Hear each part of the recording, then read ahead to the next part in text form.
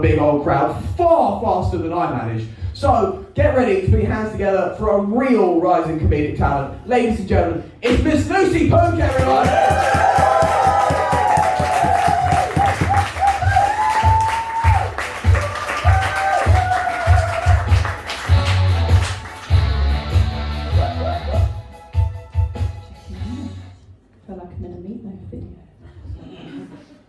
My name's Lucy, and I, like most wannabe stand-up comedians, am single.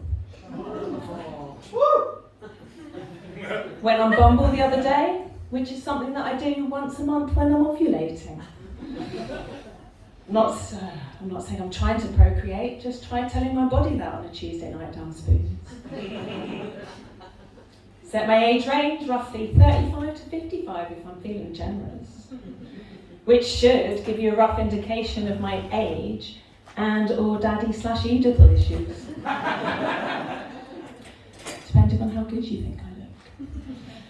Something I've noticed a lot of recently, a lot of men in their late 40s, early 50s, in the box it says, want children. Not sure yet. So either they think they're Charlie Chaplin or they've got some serious thinking to do. Charlie Chaplin famously had children into his 90s, and don't get me wrong, I too probably would have procreated with the nonagenarian Charlie Chaplin, but perhaps not Dave from Faversham.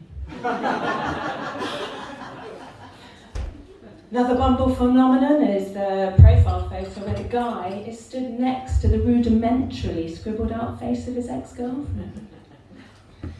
The fact that I see this so frequently leads me to the conclusion that these guys are having a modicum of success. To me it reads, I've got rid of her, you're next. Perhaps to the more discerning woman. Someone once dated him.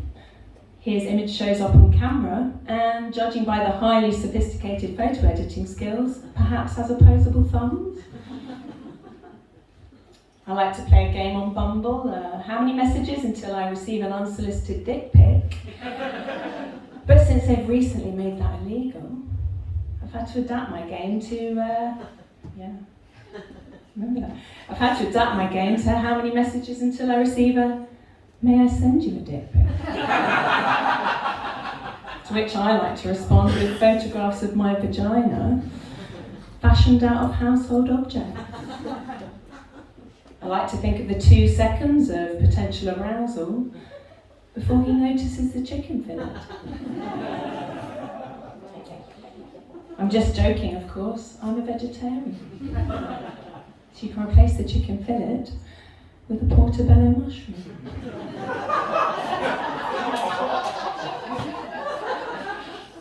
Any vegetarians here today? Yeah, there's a few, not normally.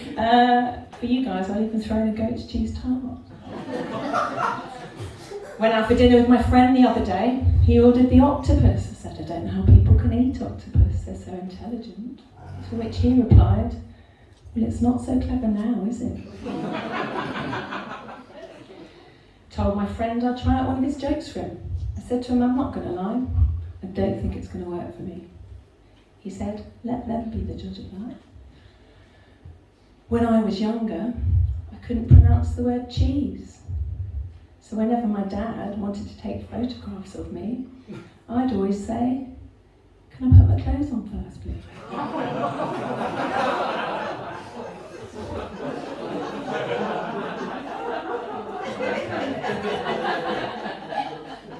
was in the pub the other day on my own. A guy comes up to me and asks whether I've been ghosted or dumped or something. I said, no, we're allowed out on our own these days. Although I'm not saying that having a chaperone wouldn't come in handy from time to time. The other day I accidentally flushed my moon cup down the toilet at the swimming pool, which left me with a dilemma as to whether to tell them or not. Tell them and I'll forever be moon cup girl, or don't and potentially leave them in the dark as to why that toilet never flushes again. So I decided to tell them because I wanted everyone to know I was an environmentalist.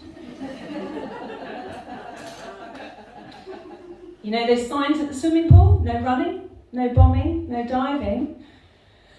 They got rid of no heavy petting because these days everyone goes straight for anal.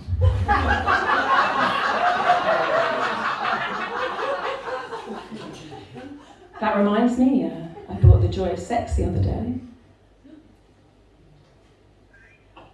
It's the only thing that gets me to put my red wine down.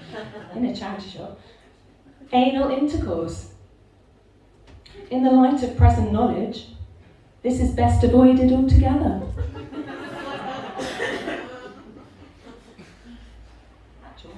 Thought about sending to my gay best friend, but decided that perhaps it was a little too close to the bone.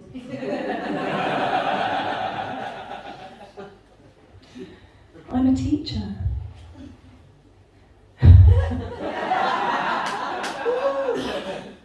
So I am used to standing in front of a room full of people who are largely indifferent as to what I'm about to say next.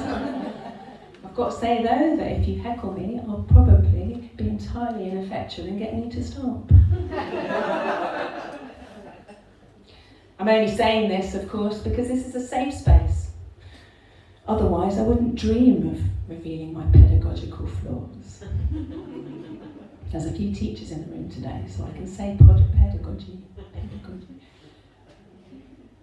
Yeah, I am a teacher, and like most teachers, I spend the majority of my time thinking how I can not.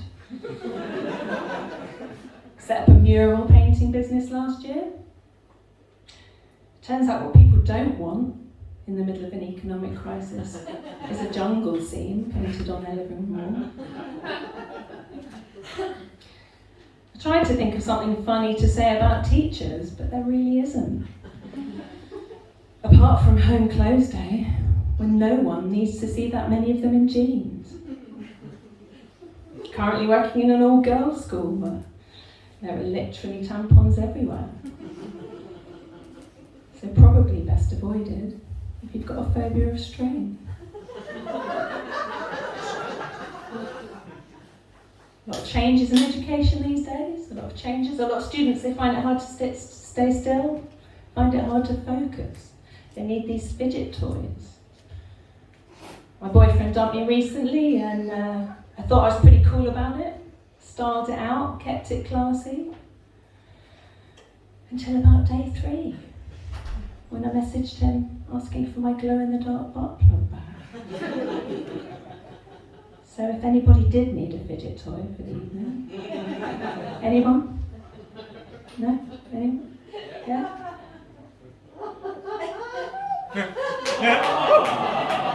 Good catch.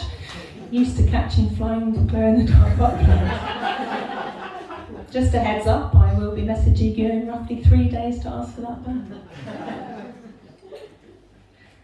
A lot of therapy dogs in schools these days, otherwise known as the head teacher's new dog. I mean, some of them haven't even done a course. I used to work in a special needs school, and of course we had a therapy dog there because there's nothing that kids in wheelchairs love more than an over-amorous dog that they can't get away from. Anyway, me and this dog, we built up quite a rapport, and I got to wondering what first got them into therapy dogging.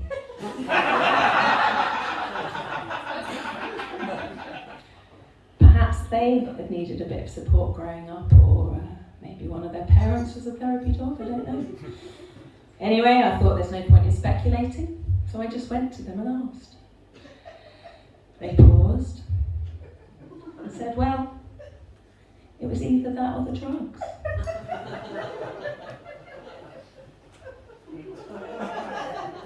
In a corner shop the other day, a guy walks in and he buys 2 bottles. He buys a bottle of beer and a bottle of bleach. And I walk off hoping he drinks the right bottle. Anyway, on further speculation, I wanted to get to the bottom of what his true intentions were. I came to the conclusion that he was definitely either A, going to be drinking the beer whilst cleaning the toilet in order to make the job seem a little more palatable, or B, using the beer to protect his herbaceous borders from slugs, and then drinking the bleach because his work on Earth was now done. Either way, I hope he made the choice that was right for him.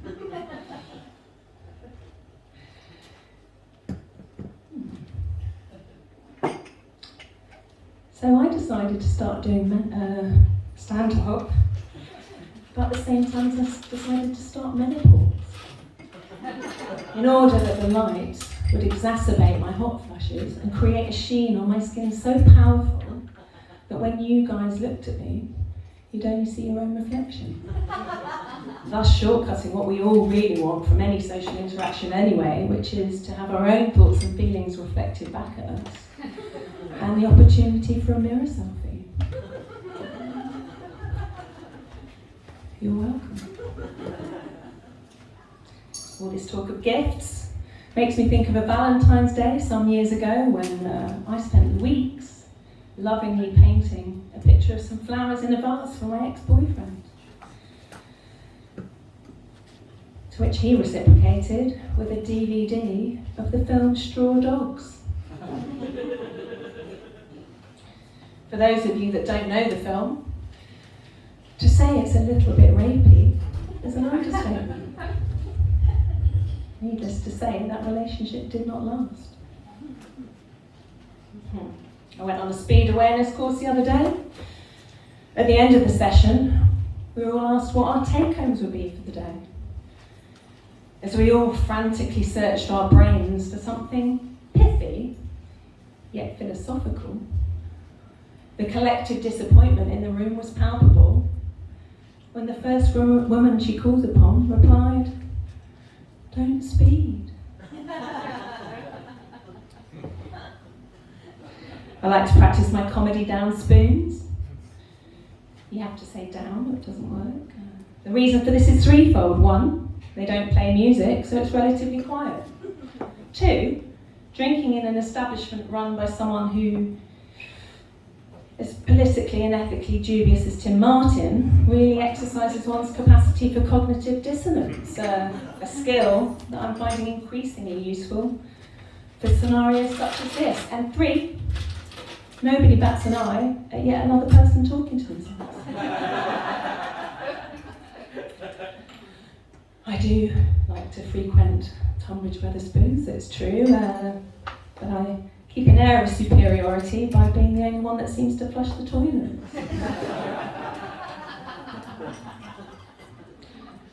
A friend of mine grew up in Northern Ireland in the 80s. I can see you're thinking that this is going to go one of 2 ways, neither of which are good. And you'd be right. He'd be the first to admit that he was quite an overweight child, but has since successfully cultivated a positive body image. That was until he recently found out that the local priest had molested every single one of his friends apart from him. I don't know what you do with that. A friend of mine got a message off a guy she really fancies the other day, listing all of her positive qualities. He went on to suffix this with the phrase, "And you're local." She was, of course, thrilled, since what woman doesn't aspire to the attribute of convenience? I'd like to dedicate tonight to a good friend of mine who's recently been barred from spoons for a crime that, had she chosen to commit in the station house, would have earned her a medal. So I'd like us all to raise a toast to the friend of mine, and also to context and subjectivity. Context and subjectivity. And I'll leave you with this thought to mull over. If you answer a question right on University Challenge, but there's nobody there to hear you, are you still clever? Thank you very much.